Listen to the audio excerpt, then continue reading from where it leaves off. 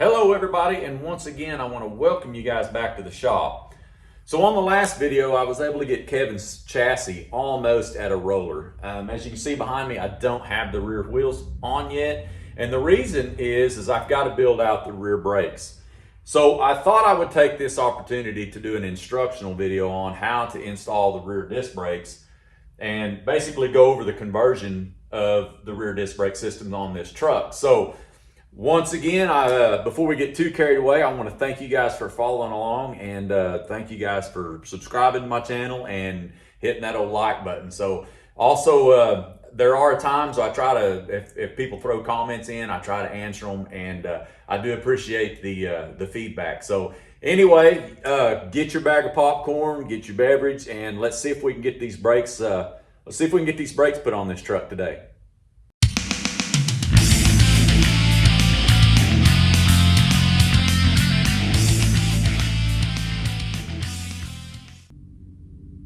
Okay, I want to let that truck go by.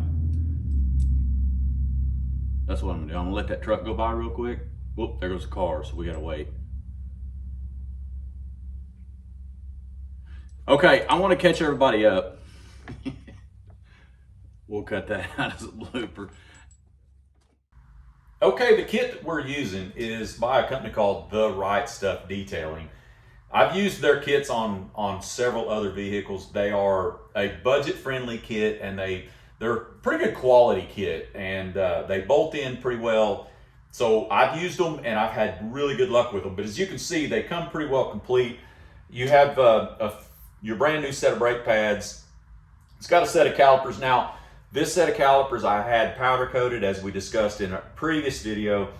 Once again, I will throw this out there. Be sure to pre-fit your parts before you start painting or powder coating, because a lot of companies, if you modify these, they will not take them back if they don't fit. So additionally, we've got a brand new set of the brake hoses from the caliper to the rear end. We've got a set of the rear, good grief, the rear discs.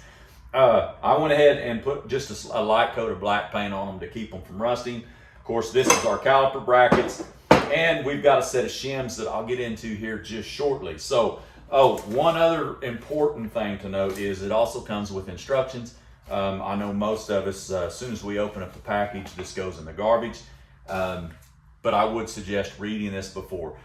Additionally, one thing that I would like to throw out as well, be sure to make sure that you follow all safety precautions that you normally would when you're working on your vehicle. Ensure that you've got it supported well. In this case, we don't have a whole lot back here, but I do have jack stands under the vehicle. You're on very good solid ground. So just make sure that you follow all the safety precautions, so that way you don't get hurt doing this. One other thing I did forget to mention too, this kit actually came with dust covers for the rear. I already have those things basically put on the rear axle. So anyway, I'm gonna move the camera into place, and we're gonna get right after this install. So see you in just a bit. Okay, so one of the first things I did forget to mention, in this case, I have already disassembled the rear end. I've removed all the old drum brakes, which at the end of the day, for these GM rear ends, it's pretty simple. You just pull the differential cover. On the differential, there's a bolt and a pin. You pull the bolt, the pin comes out. You push the axles in and remove the C-clips. Then the axles will slide out. Then you can unbolt all of the old original hardware from the drum brakes. Additionally, don't make the mistake that I did. I forgot to put this dust cover on, and I ended up slicing the dust cover to get it on here because I already put the axles back in, and I've got a little bit of a little bit of fluid already in the rear end. So not a big deal to just make a cut on this, which I ended up doing. So anyway, the first thing that we need to do is we're going to install the bracket. Now this bracket is designed to install on the inboard side of the axle. And one other thing that I would recommend during the mock-up phase is the bolts that come with this kit are a fine thread. They are an 8th grade bolt.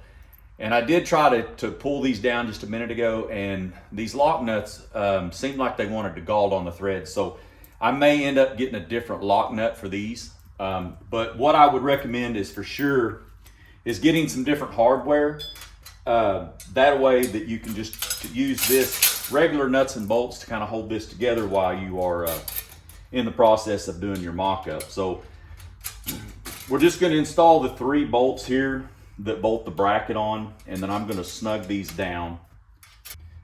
Okay, now with that bracket bolted on, we're going to put our rotor on here, and for the most part, once we get it lined up, we're going to slide that on. Now the next thing I'm going to do is I'm just going to put a couple of lug nuts on here. I've got some washers to help take out the slack. We're going to do this so that it'll kind of snug up against the axle.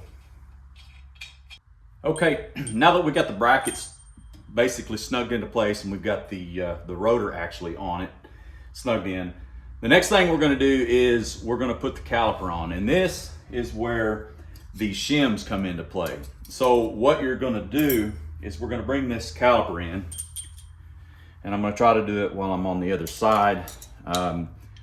Basically the caliper is going to bolt onto here, and we're going to go ahead and install the pins, and we're going to do this without having the pads in place. And I'll tell you why in just a second. So let me snug this up. Okay, now that we have the caliper bolted on and snugged into place, the idea here is you want to center the rotor within the caliper. So that is where those shims that I was talking about earlier come into play. And I didn't mention it, but these shims, they come in, there's like 4 of them that are 1/16 of an inch thick. There's 2 that are 1/4 and 2 that are 3/8. So you can get just about any combination that you're going to need. So what I did is, hopefully you'll be able to see this, I'm going to measure from the rotor to the caliper on both sides. And on the outside I have about 3/4 of an inch, and on the inside, which is a little bit more tricky to get in,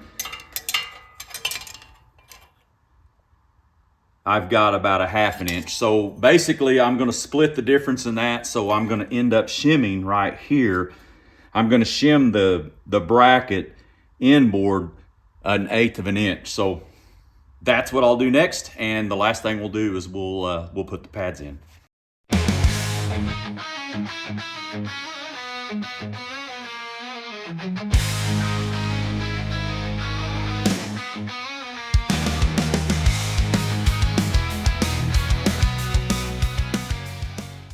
Okay, now with the bracket shimmed out where I need it, I'm going to slip my brake pads in the rotor, excuse me, in the caliper, and we are going to test fit it.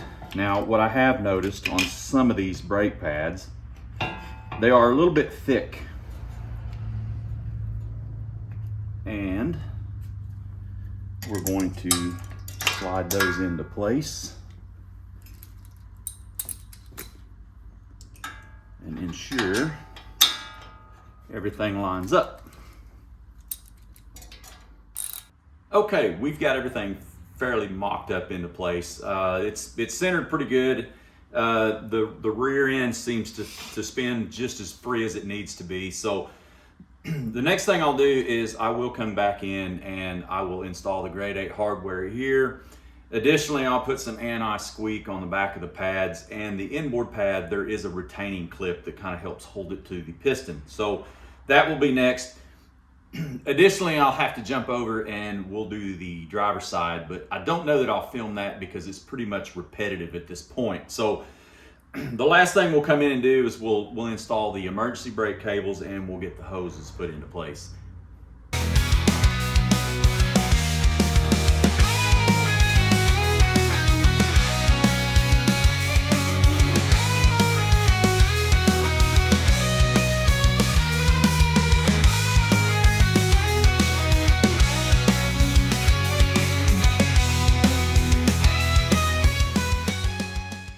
Okay, now that I've got the driver's side done, I figured I'd jump back over here on the passenger side, and I want to go over just a couple of things that we have left to do. One of the things that I typically like to do, and it's not as crucial on this style of caliper, is you need to check the engagement of the emergency brake lever.